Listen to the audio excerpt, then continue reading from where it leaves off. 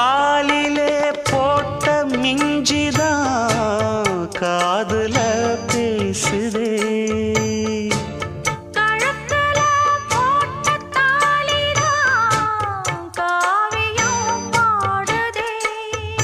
நெத்தி சுட்டியாடும் உச்சந்தலையில் பொட்டு வச்சதாறு நான் தானே.